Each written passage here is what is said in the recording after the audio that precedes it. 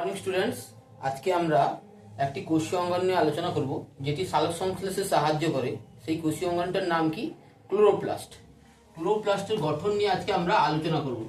ক্লোরোপ্লাস্টের মধ্যে ক্লোরো কথার অর্থ তোমরা জানো। ক্লোরো কথার অর্থ হলো কি? গ্রিন বা সবুজ, এবং প্লাস্ট কথার অর্থ হলো কণিকা। তাহলে ক্লোরোপ্লাস্ট কথার অর্থ কি? সবুজ বর্ণের কণিকা। ক্লোরোপ্লাস্টের যদি আমরা গঠন দেখি তাহলে আমরা কি দেখতে পাবো? দুটি পর্দা দেখতে পাবো। একটি হলো বহিঃপর্দা আর অন্যটি হলো অন্তঃপর্দা। এই বহিঃপর্দা কত হয়? 50 থেকে 100 অ্যাংস্ট্রম পর্যন্ত পুরু হয়। অন্তঃপর্দা ও কি হয়? বহিঃপর্দার মতনই 50 থেকে 100 অ্যাংস্ট্রম পর্যন্ত পুরু হয়। এই বহিঃপর্দা ও অন্তঃপর্দার মাঝে একটি ফাঁকা স্থান লক্ষ্য করা যায়, তাকে আমরা বলি কি? পেরিপ্লাস্টিডিয়াল স্থান। এই পেরিপ্লাস্টিডিয়াল স্থান এটি কি হয়? এটি একটি তরলপূর্ণ স্থান, যেটি 100 থেকে 200 অ্যাংস্ট্রম পর্যন্ত পুরু হয়। অন্তঃপর্দার ভিতরের দিকে আমরা এক ধরনের কলোয়েড জাতীয় পদার্থ দ্বারা গঠিত অংশ দেখতে পাই, তাকেই আমরা বলি কি? সেই অঞ্চলটাকে আমরা বলি স্টোমা। এই স্টোমা অঞ্চলে সালোক সংশ্লেষের আলোক নিরপেক্ষ দশায় সাহায্যকারী গুরুত্বপূর্ণ এনজাইম রুবিস্কো অর্থাৎ রাইবোলোজ বিসফসফেট কার্বক্সিলেজ অক্সিজেনেজ, এই এনজাইমটা লক্ষ্য করা যায়। এছাড়াও ওই স্টোমা অঞ্চলে কি লক্ষ্য করা যায়? না, রাইবোজোম লক্ষ্য করা যায়, যেটি প্রোটিন সংশ্লেষে সাহায্য করে। এই রাইবোজোম কিন্তু 70S প্রকৃতির হয়। এবং চক্রাকার ডিএনএও লক্ষ্য করা যেতে পারে।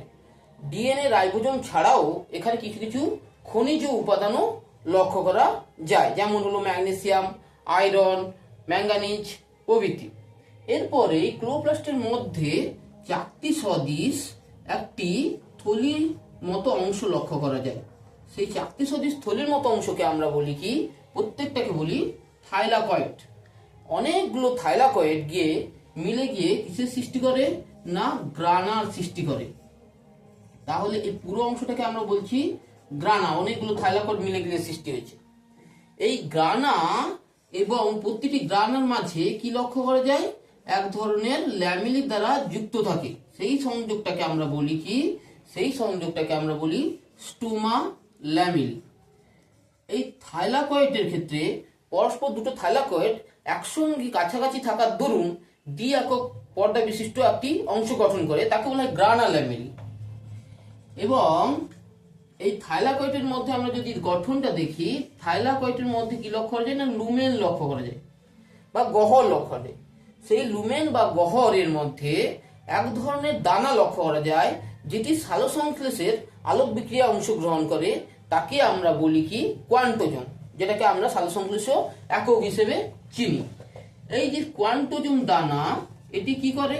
এটি সালোক সংশ্লেষের সময় সূর্যের আলোকে সংগ্রহ করতে সাহায্য করে, গৃহীত করে সূর্যের আলো থেকে সৌরশক্তিকে রাসায়নিক শক্তিতে কনভার্ট করতে সাহায্য করে।